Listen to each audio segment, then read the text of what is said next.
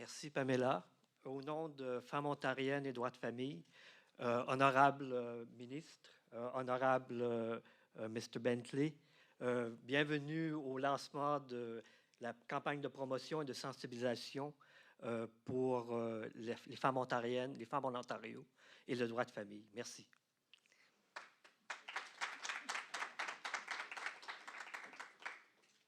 Thank you, Denis. I'll be introducing various people over the course of the morning rather than rhyming off a whole list at the beginning so that you can all appreciate properly who these people are and what they've contributed to this project.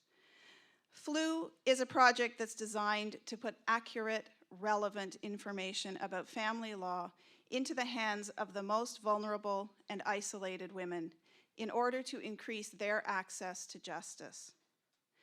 This is a project that has brought together a diverse group of individuals and organizations in an attempt to reflect and respect the many realities and voices of Ontario's women. Funded by the Ontario Women's Directorate, FLU is directed by a management committee made up of representatives of 7 community organizations. A second layer of direction for the project comes from our reference group, which is made up of representatives of more than 15 other organizations that work with women across Ontario. Let me take a moment right at the beginning to acknowledge the willingness of the Ontario Women's Directorate to take a real risk when it funded this project. I think it may be the first time that the government has funded such a highly collaborative piece of work. Rather than funding one agency to do the job, OWD said to us, we want you to work together because you are 7 organizations that all bring a different piece of what is needed to this work. We have had nothing but support and cooperation from OWD throughout this lengthy project, and for that, they deserve our appreciation and a round of applause.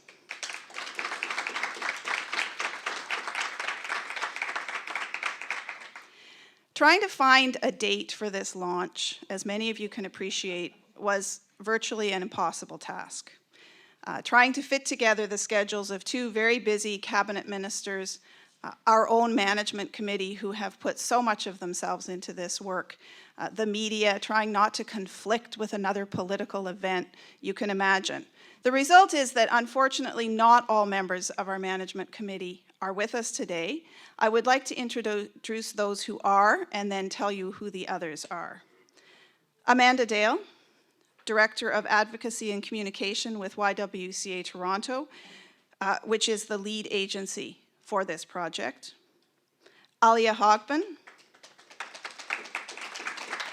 Executive Director of the Canadian Council of Muslim Women, and you'll be hearing from Alia in just a few moments. Julie Matthews, Executive Director of Community Legal Education Ontario. Has Zara snuck in the back? Hopefully we'll be joined shortly by Zara Danani, Legal Director of the Metropolitan Action Committee on Violence Against Women and Children.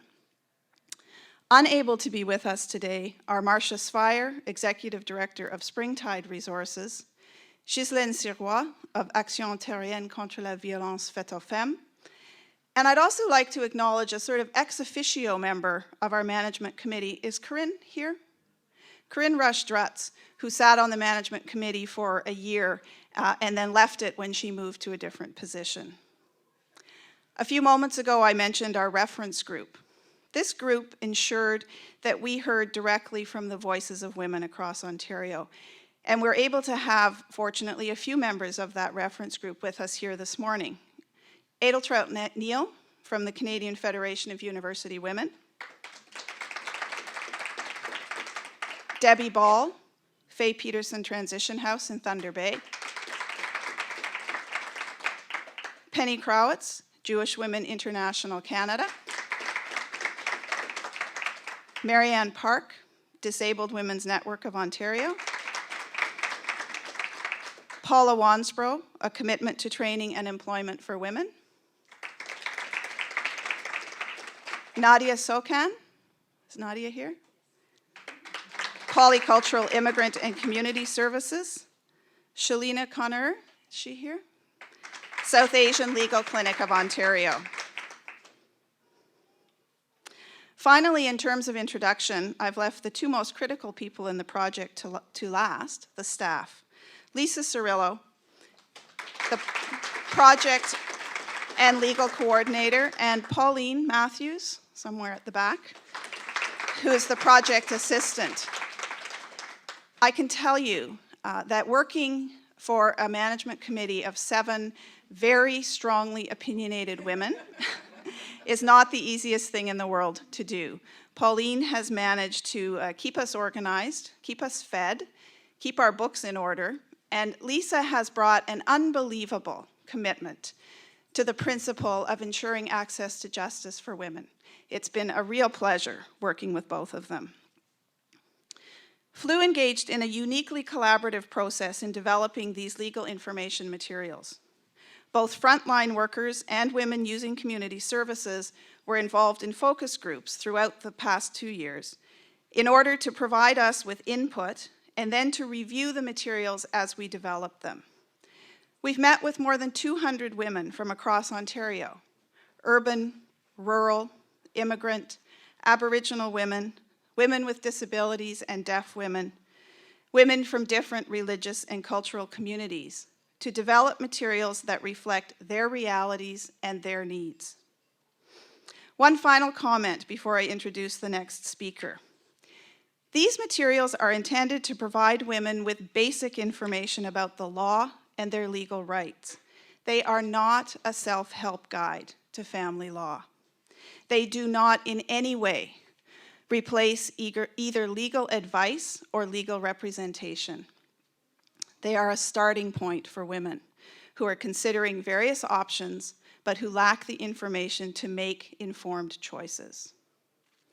At this point, I'd like to call on Heather McGregor, the Chief Executive Officer of YWCA Toronto and our host for this morning. Heather.